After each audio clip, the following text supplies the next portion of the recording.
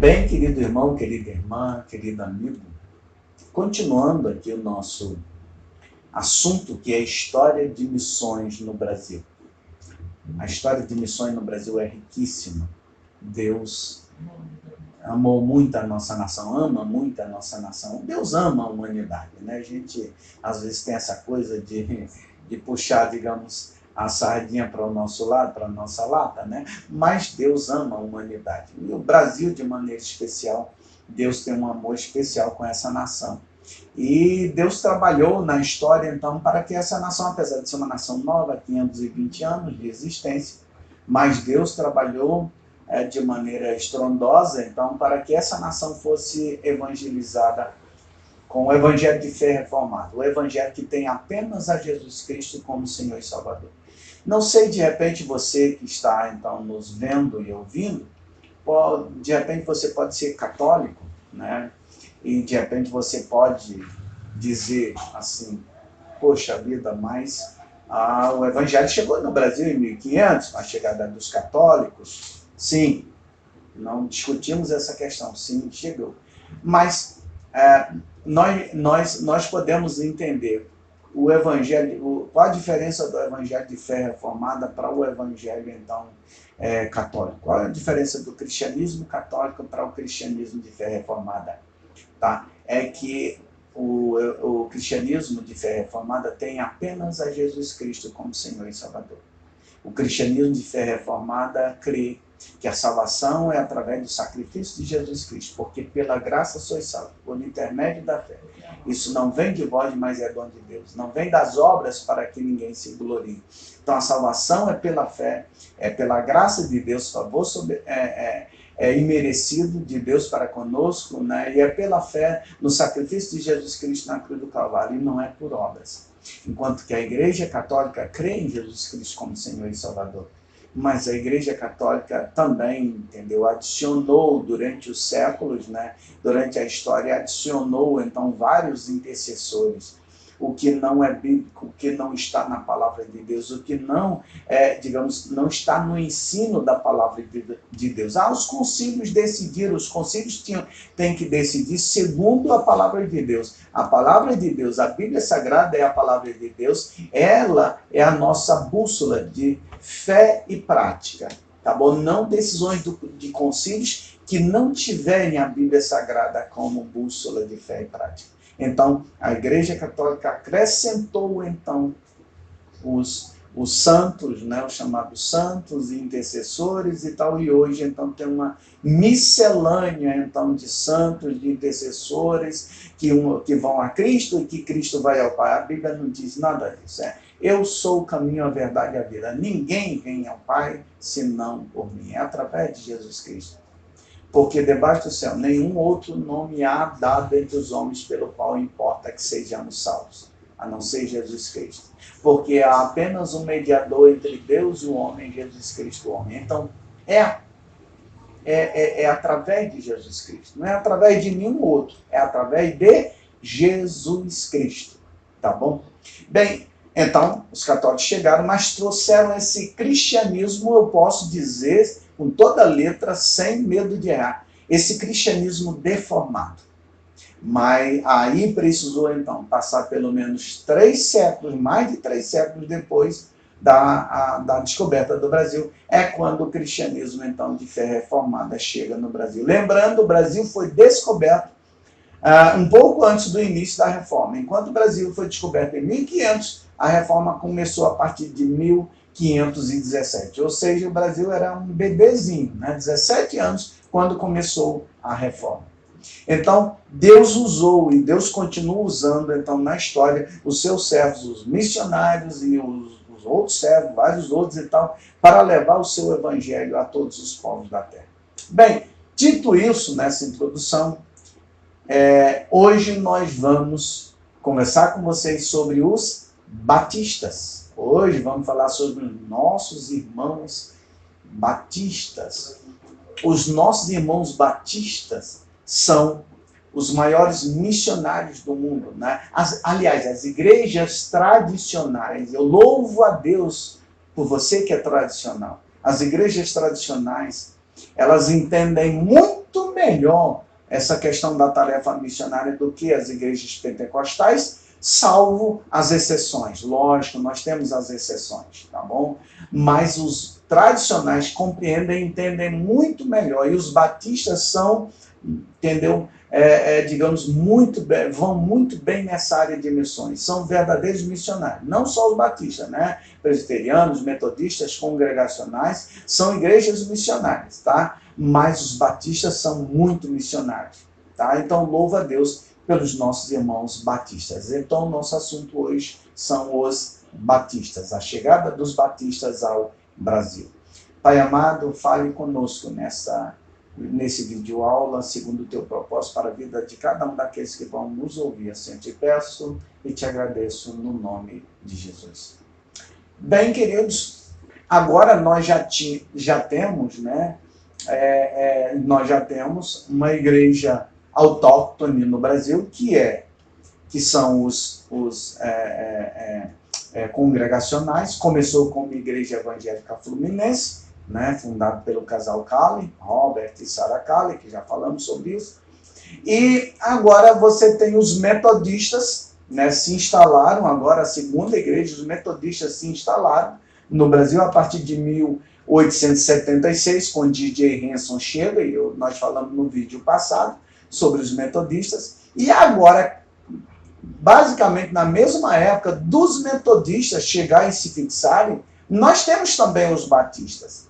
A história dos batistas, eles começou um pouquinho antes, a história dos batistas no Brasil começou um pouquinho antes, mas também, como os metodistas, eles tiveram a sua dificuldade. Eles não conseguiram inicialmente se fixar no Brasil.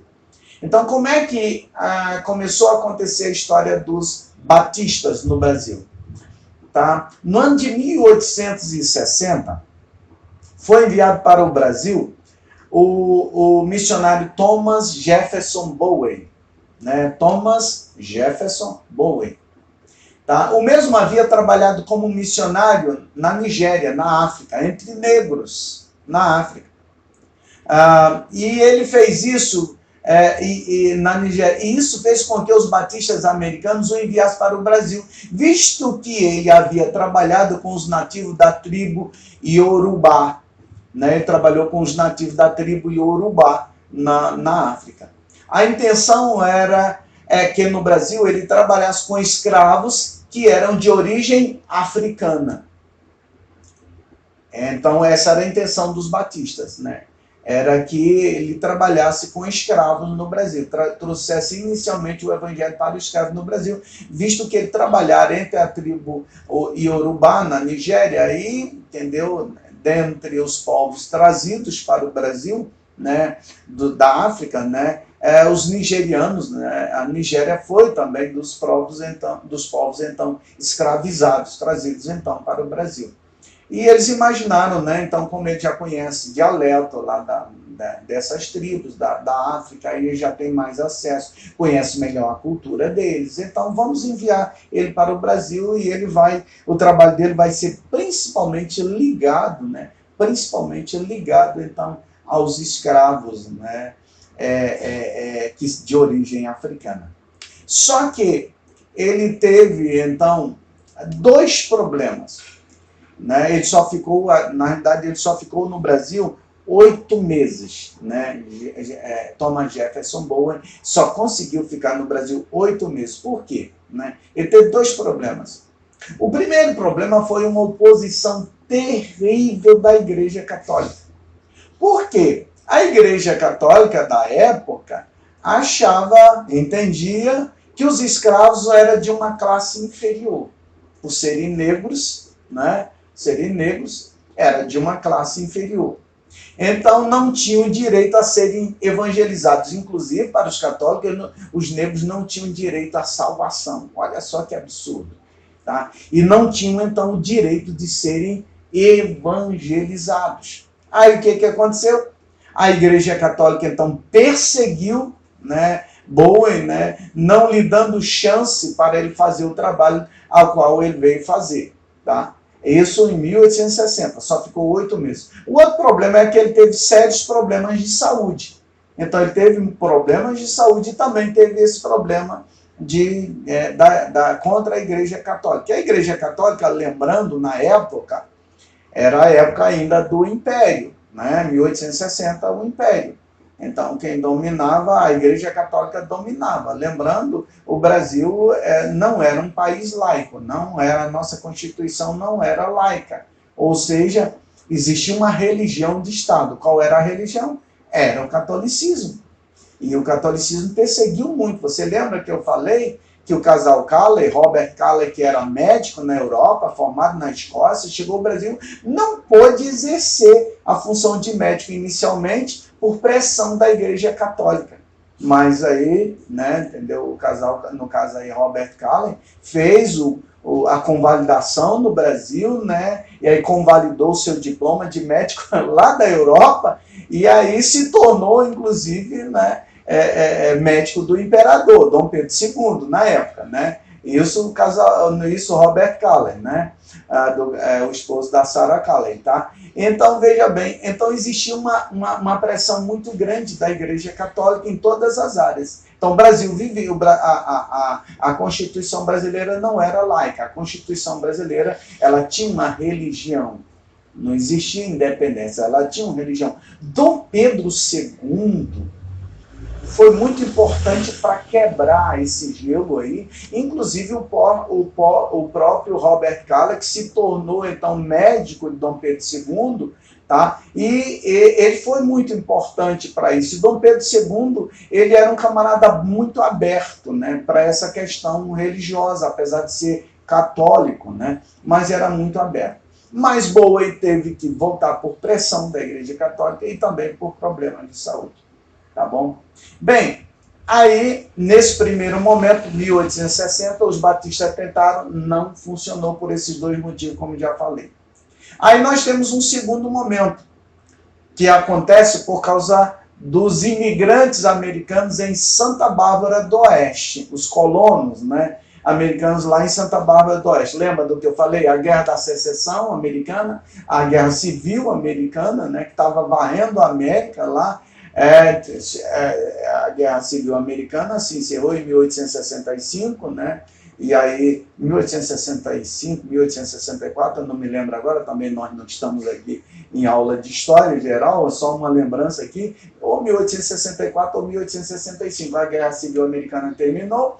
Inclusive, Abraham Lincoln foi muito importante para unir a América, né, e não deixar que o país se dividisse em dois países, né, e Abraham Lincoln assumiu o segundo mandato, e no segundo mandato foi morto com 1 ano, né, ou antes de 1 ano, mais ou menos, ele foi morto, né, exatamente por causa desse trabalho dele em relação à união da América, tá? Então, veja bem, e aí, por causa disso, né, da Guerra Civil Americana, vieram, então, para o Brasil os imigrantes, fugindo, tá bom, da pobreza na América. Você pode imaginar, mas pobreza na América, sim, na época, sim.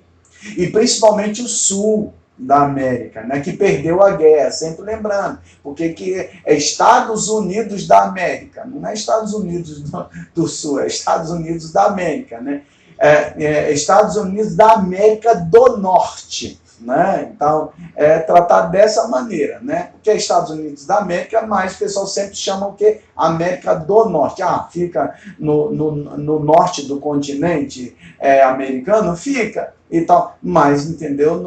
Isso tem a ver muito também com essa Guerra da Secessão.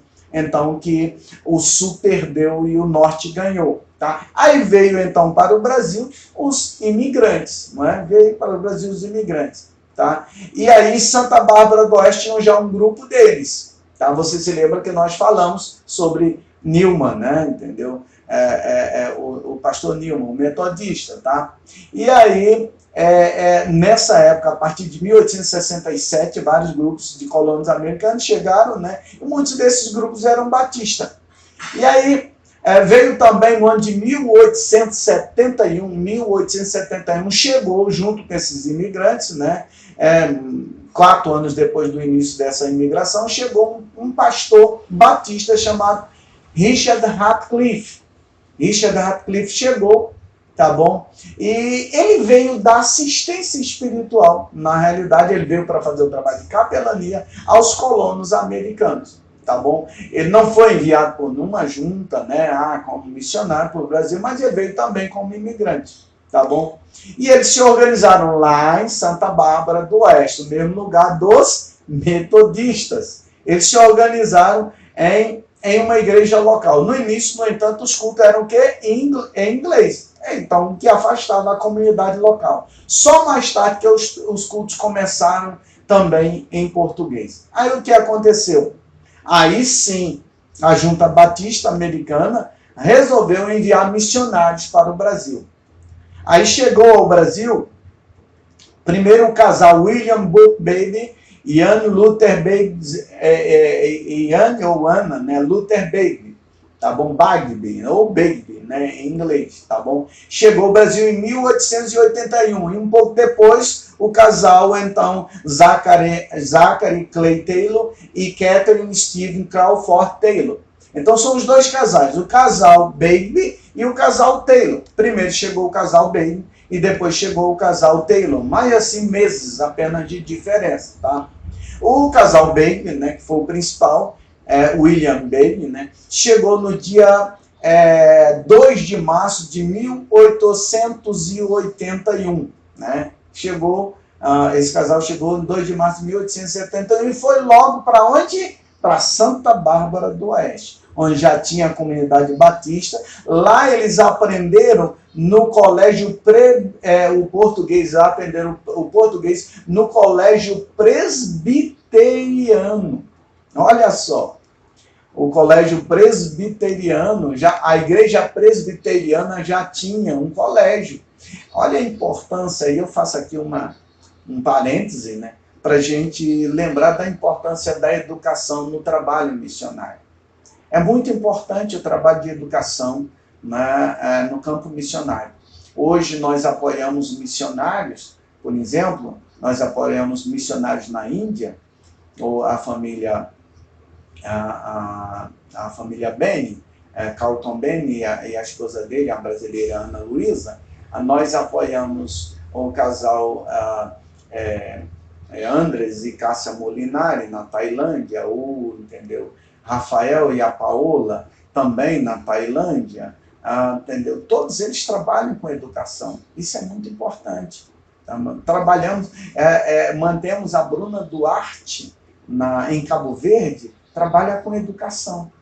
Tá? Então é muito importante a educação, porque através da educação você, além de proporcionar ao estudante uma melhor vida, né? Porque ele vai crescer, vai ser educado. Muitas vezes são crianças pobres, não têm condições de serem educadas, né? E elas vão crescer e vão se formar e tal, e vão ter uma vida social melhor, porque elas estudaram, mas no próprio trabalho de educação, nós inserimos Jesus Cristo. É assim o que a gente faz na missão, ajudar aqui em Acopiara, no nosso projeto Criança Cidadã, através do reforço escolar. Então é muito importante, querido, essa questão da educação. Nós apoiamos também uma missionária, uma amiga nossa, em Moçambique, a Célia Mendes. Ela tem hoje, né, cerca de 200 crianças lá no projeto de Gumbane. Essas crianças, elas estudam, elas comem, entendeu, na escola, chega um lanche, depois estudam, então elas almoçam, à tarde elas têm outras atividades e tardinha para a noite elas vão para casa com um lanchinho. Olha só a importância. Nós temos o trabalho em Guiné-Bissau com o missionário Marcos. São hoje em torno de 300 a 350 crianças que eles mantêm lá, inclusive na área de educação. Então é muito importante você, então, que sente o desejo de ir para o campo missionário e tem um desejo, então, de fazer uma faculdade. E se você tem vocação para a educação, faça pedagogia, faça também assistência social, é muito importante, mas pedagogia é muito importante para o trabalho missionário. Então eles foram estudar português no colégio presbiteriano, né?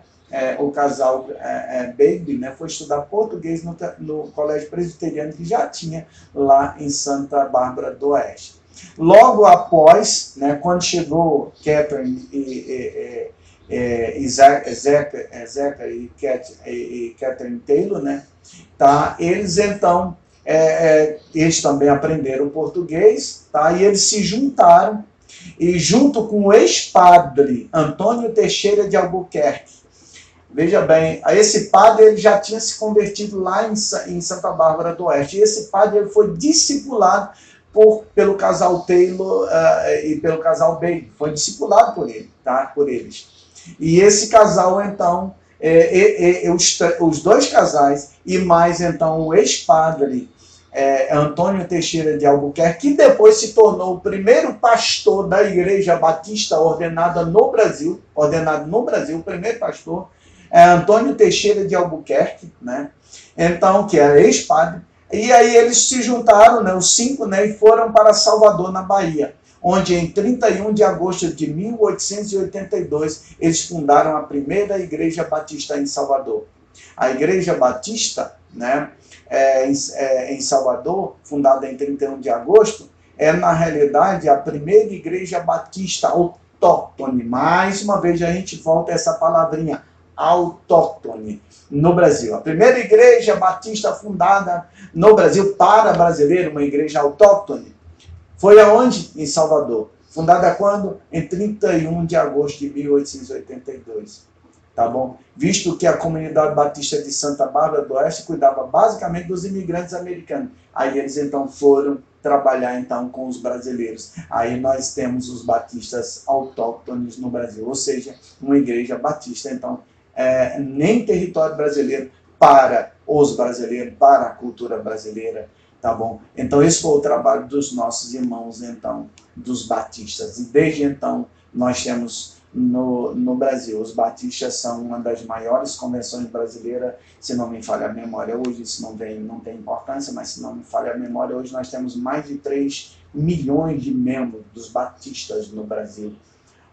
Entendeu? Hoje, das igrejas tradicionais, é a maior igreja tradicional brasileira. Glória a Deus pelos nossos irmãos batistas. Glória a Deus pelos nossos irmãos metodistas. Glória a Deus pelos nossos irmãos presbiterianos. Glória a Deus pelos nossos irmãos congregacionais. Essa é a igreja de Cristo.